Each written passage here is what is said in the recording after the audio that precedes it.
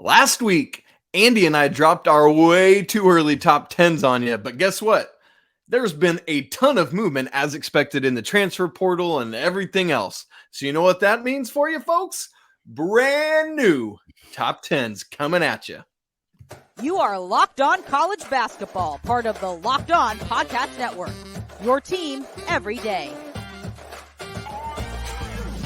Hey, what's up? Welcome into the Locked On College Basketball Podcast, the only daily national college hoop show out there. Yes, we are daily even in this offseason. Come hang out with us. This is your guy, Andy Patton. I'm Isaac Schade, and we are overjoyed to be with you. Today's episode is brought to you by HelloFresh. Skip trips to the grocery store and count on HelloFresh to make home cooking easy, fun, and affordable. That's why it's America's #1 meal kit. Go to HelloFresh.com/college60 and use code college60 for 60% off plus free shipping. Andy, that seems like a good deal.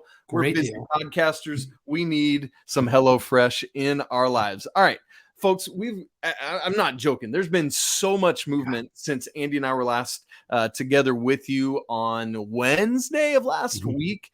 Wow, Andy, it's been so long after a month of literally spending every day together. Good to be back. No. So we've had a bunch of movement at Michigan specifically, including a high-profile transfer. So we're going to talk about Michigan. We've got some quick hitters. It's kind of like our six-pack that we do on Mondays following a weekend full of games. We're going to talk about some transfers and why they happen to certain places. But before we get there, we want to update our top 10s because even though we don't get a new AP poll every Monday, it is fun in the off season as we have movement to update what we think will be our top teams ahead of next season based on roster movement and stuff. And we're getting it all the time. So Andy, why don't you start us off?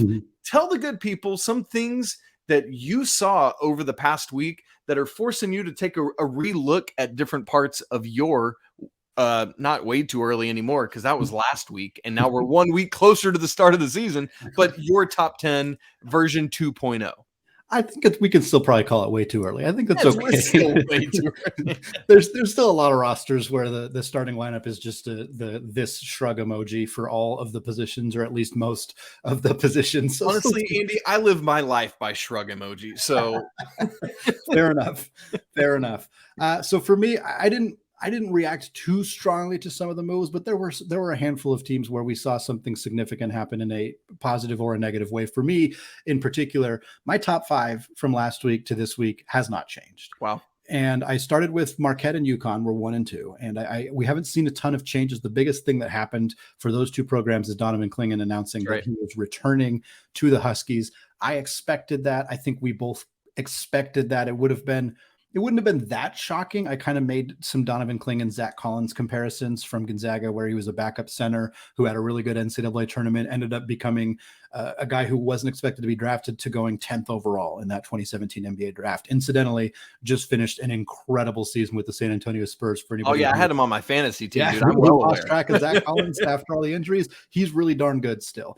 But for Clingan to come back, I think if UConn gets Sanogo back, awesome. They're going to be incredible. If UConn doesn't get Sanogo back, they're still going to be really good. And so for me, like most teams don't have any level of certainty on their roster right now. So UConn just won the national championship. Feels like they have at least one very core piece returning to their roster. It's hard to not have them towards the top. Marquette, obviously didn't win a championship, but a lot of the same reasons. It looks like their roster is going to be more or less intact. I also thought that about Creighton. We'll get to them momentarily because sometimes our assumptions about what a roster might look like don't necessarily stay in place. I had Duke and Kansas at 3 and 4.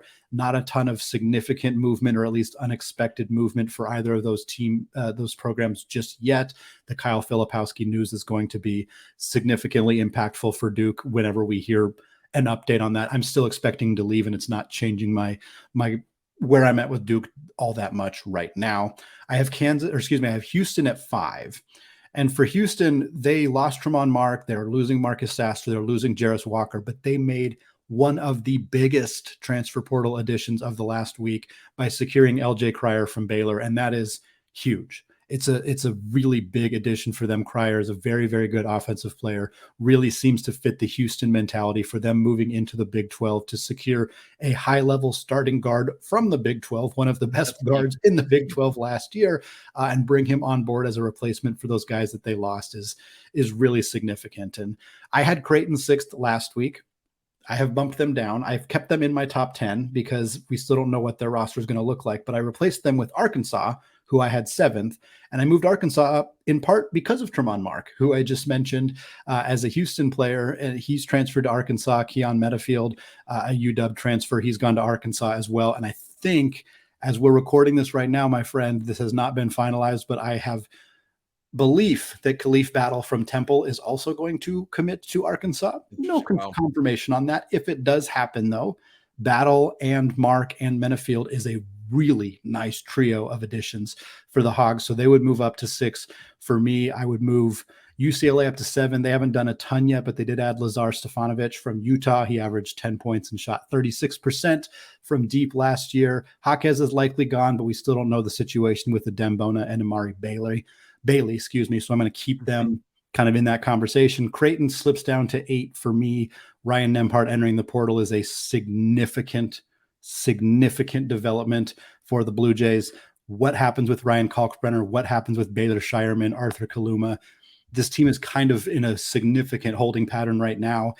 I expect Ryan Nembhard will move on. I expect him to move to the team that I have moved into my top 10, who was not in the top 10 previously. That is the Wildcats of Arizona, replacing Kentucky. I have moved Kentucky out of the top 10 because there's some uncertainty about their roster. I have moved Arizona into the top 10 because I think they're going to land Ryan Nembhard. It is not official as of this recording right now on Sunday evening. It might be official by the time you listen to this podcast. Could be. And if he doesn't land there, then we'll have a little bit more uncertainty about Arizona. But even if they don't get Nembhard, they're going to get a high-level point guard. Tommy Lloyd's going to find somebody. And if it is Nembhard, and they have a chance to get Tubelis and Ballo back, that team is going to be really good. So they're at 10. Miami's at 9 because that's where they were last time, and I don't have any reason to move them. So that is where we are at with my top 10 right now. I love that, Andy. There's not much difference from mine. I'll just add a couple things that helped filter things in for me.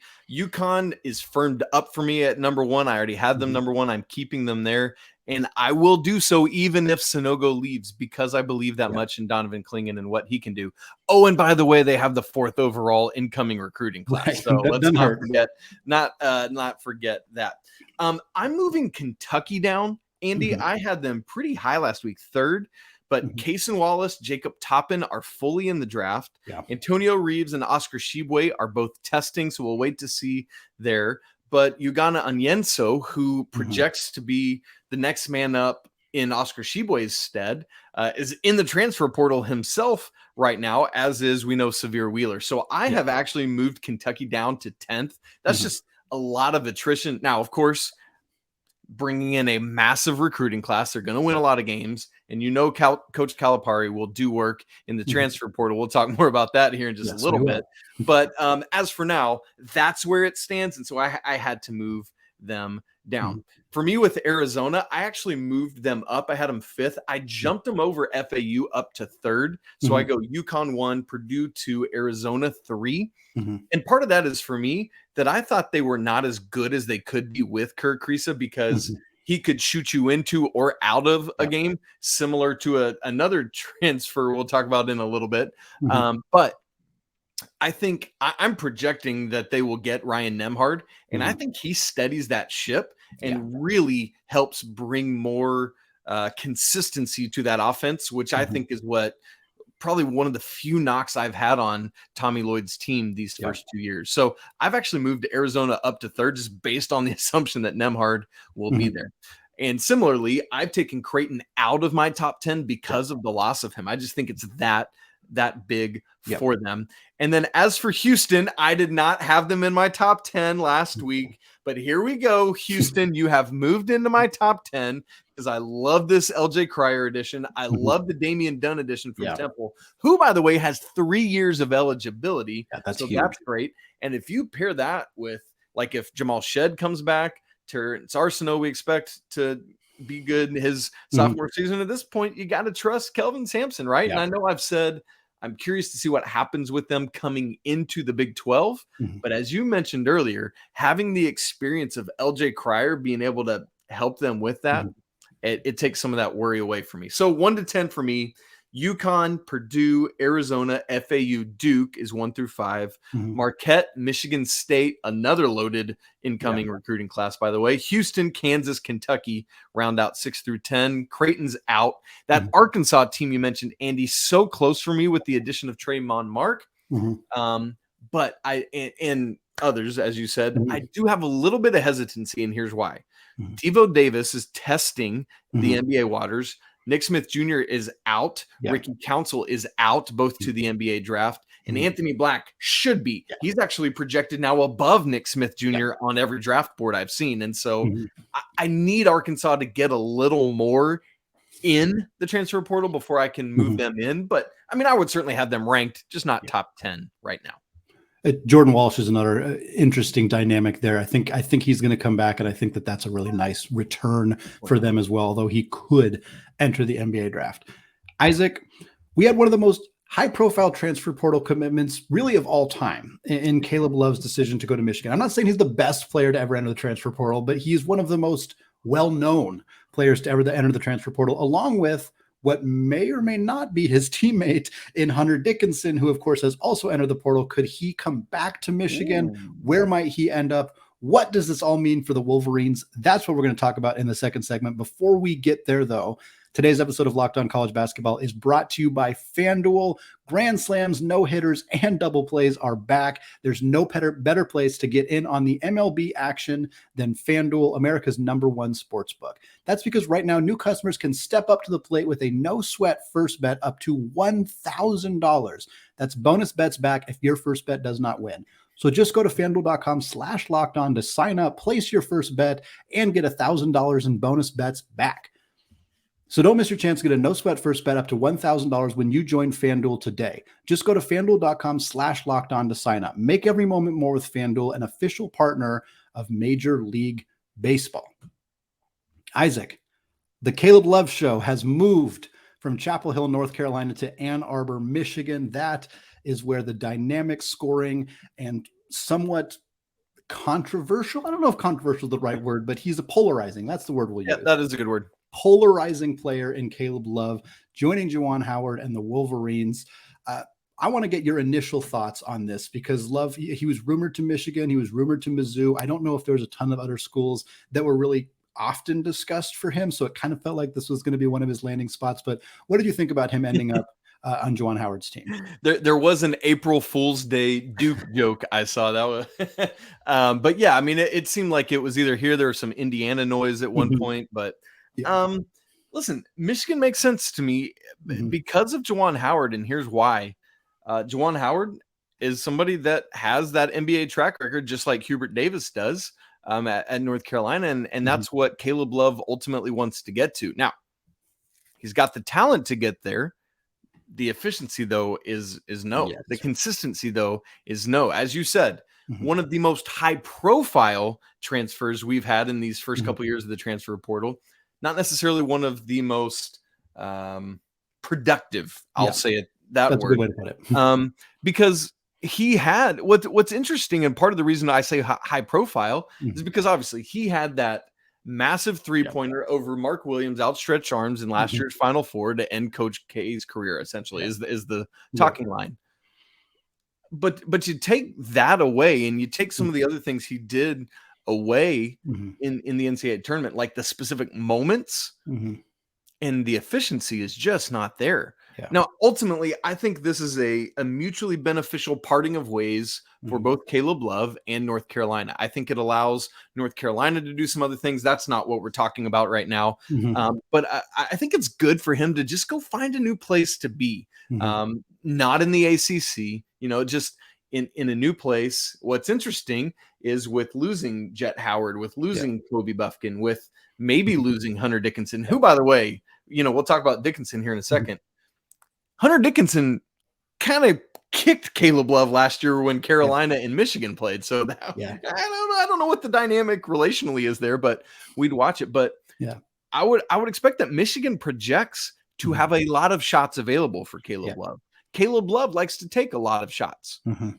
How does Juwan Howard coach him? That is something that we're going to have to watch, because for my money's worth, as somebody that's watched Caleb Love a whole lot the last 3 years, I think one of the things that Hubert Davis wasn't able to do is like rein him in with what he needed to be within the Carolina offense. Mm-hmm. And so can Juwan Howard do that? If so, this could be a really productive thing for Michigan. If not, it could be the same level of inefficiency that the folks in Chapel Hill have seen.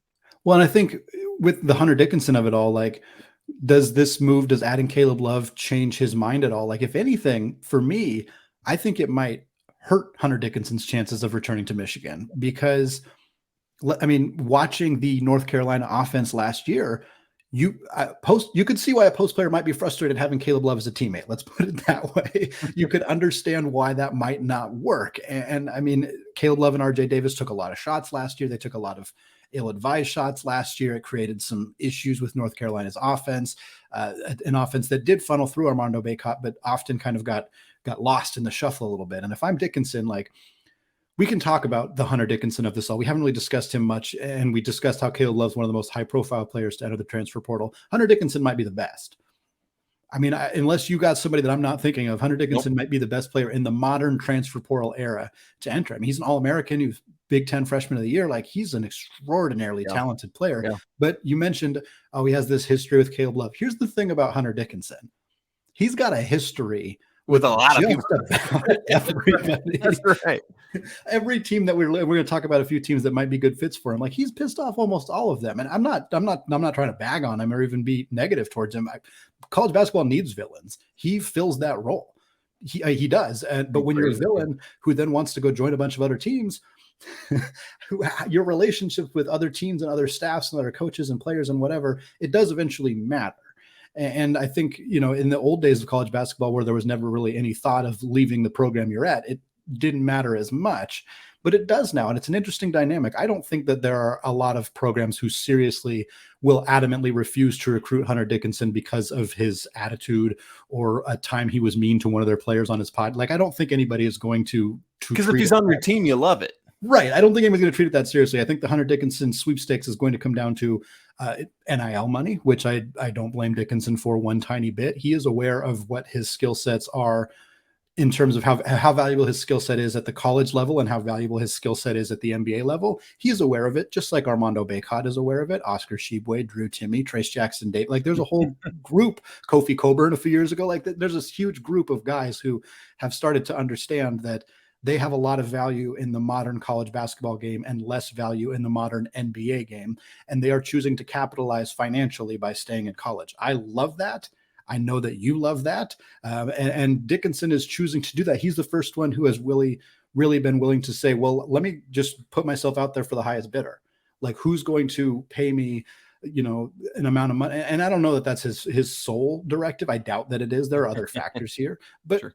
Even if it is one of his primary motivators, I don't think there's anything wrong with that. I mean, like, you have a finite window of time to profit off of your abilities as a basketball player. Now you can do it in college, and you can do it in college easier than you can do it in the NBA based on your skill set. Take advantage. Take advantage of that. Dickinson seems primed to do so.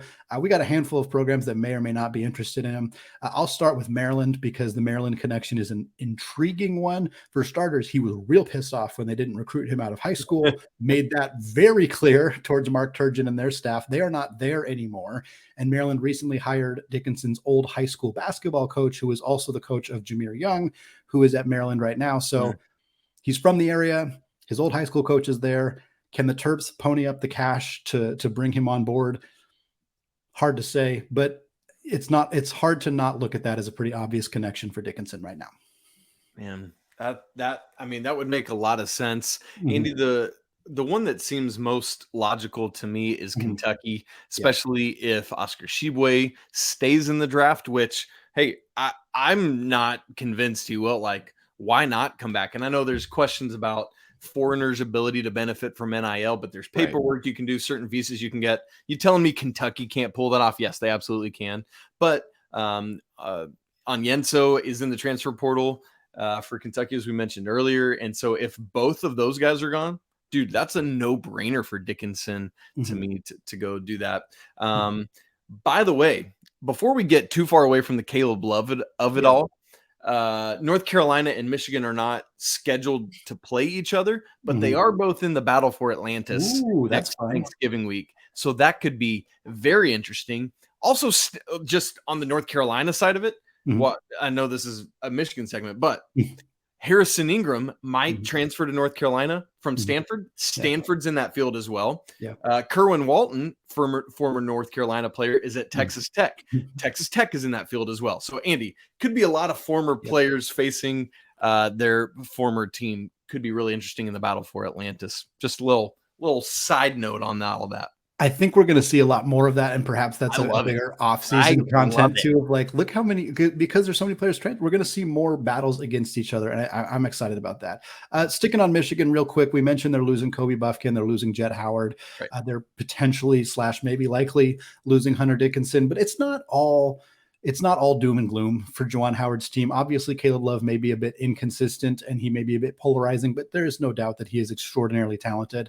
And adding him alongside Namari Burnett from Bama, he only averaged 5.5 points per game last year for Alabama, but he started 9 games for them. He's a talented 6'4" combo guard. They also get Trey Jackson from Seton Hall, 6'9" stretch 4, shot 37.5% from 3 for Shaheen Holloway's team last year. Those are 2 really nice role player additions for Juwan. And if he can figure out a way to rein in Caleb Love, which is not easy to do, but if he can find a way to get him a little bit more productive, this is a team that could make some noise next year, even after losing a lot of talent.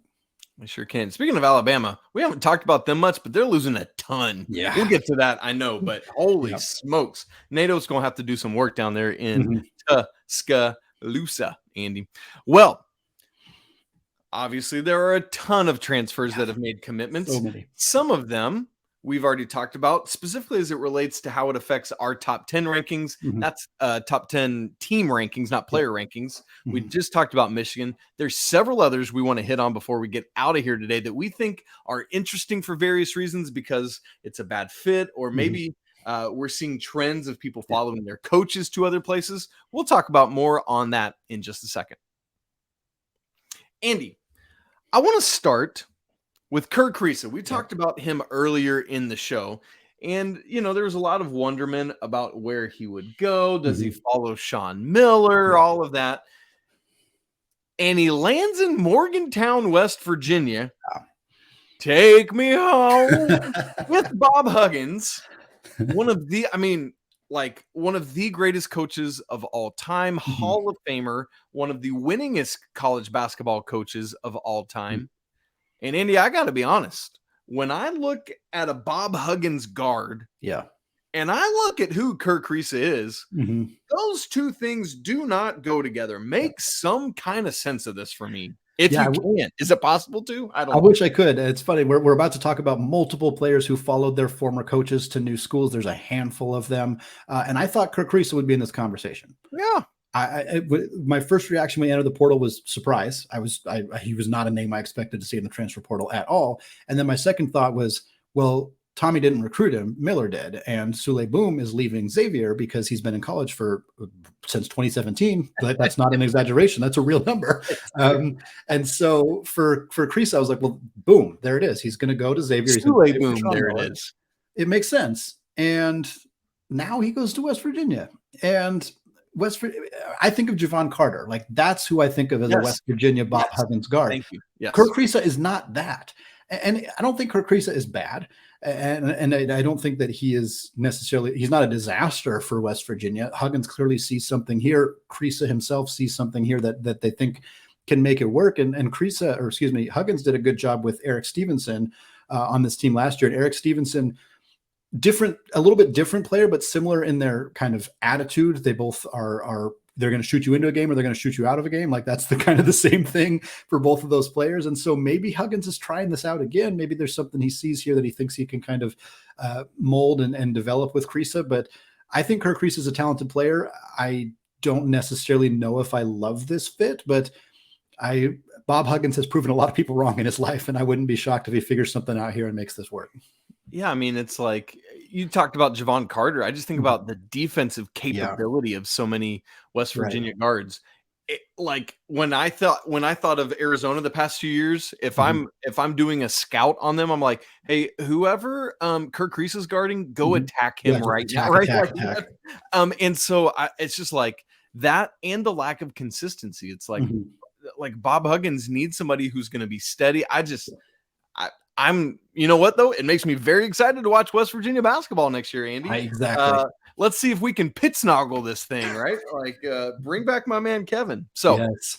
Andy, one of the things we watch for a lot now in the transfer portal era is what might give us some indications of where a player is going to go. Right. Like digging into his social media to find out where his girlfriend goes to school. Right. Maybe has he been playing further away from home? And it's like, man, I want to go play back close to home for my senior year. Or as we've already alluded to, I want to follow my coach to his new destination. So we've got a couple examples of that. And then I just want to unpack that a little bit. Literally on Sunday, right? Just a little bit before we started recording this episode, Ace Baldwin, we learned, is going from VCU to Penn State to follow his coach, Mike Rhodes. 12.7 points a game last year, 5.8 assists. Wow.